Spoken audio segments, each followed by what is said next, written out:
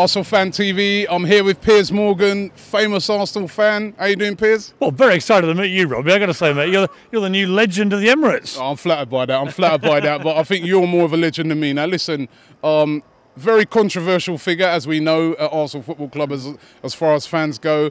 You're not scared to tell it as it is. But how long have you been supporting Arsenal?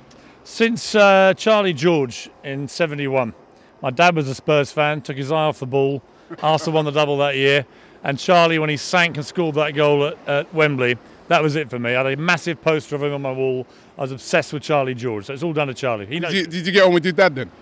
My dad he just didn't focus. I mean, my three kids are all massive gooners because I said to them, look, here's how it works. You can support any other team you like, Spurs, United, City, Chelsea. And they said, really, Dad? I went, yeah. I said, but if you do, I'll never talk to you again as long as you live. Now, listen, Arsenal, throughout the years, you've seen some great teams. What's been the best team you've seen in your time? The Invincibles, for me, were just the greatest team. Although I thought that Wenger has had two amazing teams, maybe even three. Yeah. The double-winning teams were fantastic. But to me, the Invincibles had everything. They had pace, they had power, they had technique, they played one-touch football. And ever since then, my biggest bugbear with Arsene Wenger was that he got rid of all the Invincibles within 18 months. It was the greatest exodus of talent we've ever had from the club. And he wouldn't give any of the guys over 30 more than one-year contracts. And so we lost a load of great players. You know, I remember we lost Gilberto. We sold him for £1 million. He played for the Brazilian national team for 4 more years. And I just thought that was a catastrophic failure to hold that squad together as best we could. And that is always a big debate with that squad about Thierry Henry or Dennis Bergkamp. For you, who was the better player? Well, they're very different players. To me, Bergkamp, I think, is the best player I've ever seen in an Arsenal shirt. I thought Bergkamp was the control valve for the great teams under Wenger. He had incredible technique, very strong, very hard in the tackle. Many players will tell you about. I talked to Robbie Savage today. I said Bergkamp would be straight in there, elbows, knees.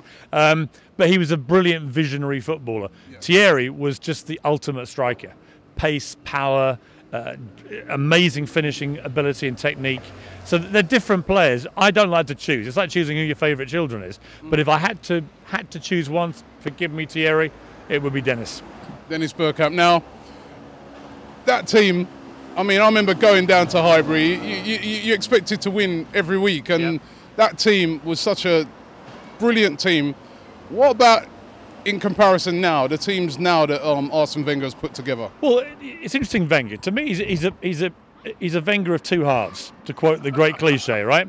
The first half, Wenger, the first 8 years, amazing. He came in, he transformed Arsenal, both as a club, the training facilities, the diet, the way the players trained themselves, and we reaped the benefit. We won trophy after trophy, title after title, and it all seemed like it could never end.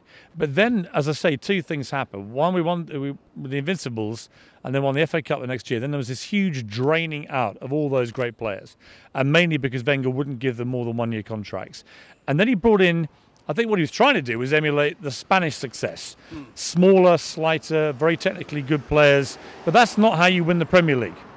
You know, I think he was trying to pick a team that he thought could win in Europe. But to me, the Premier League has always got to be the priority.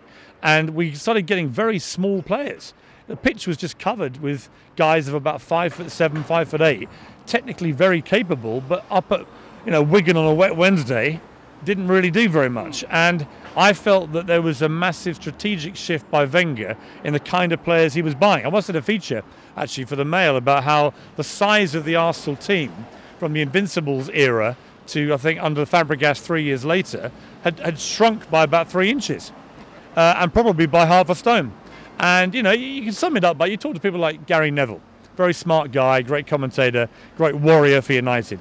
When they got on the tunnel with the Invincibles or the 1997-98 team, the double-winning side, they used to feel intimidated. Even Keane and Neville and those guys would look over and they'd see these big lads looking at them. We don't have that anymore. We don't intimidate teams with our size and power. And I'm surprised Wenger went that way, because I think that's how you win the Premier League. Look at City, look at Chelsea, look even at United. They traditionally in the last 10 years have been physically bigger than us. So we tend to whack teams all the time, and then we play anyone who's remotely at the top level with big, tall, powerful players, and they kill us.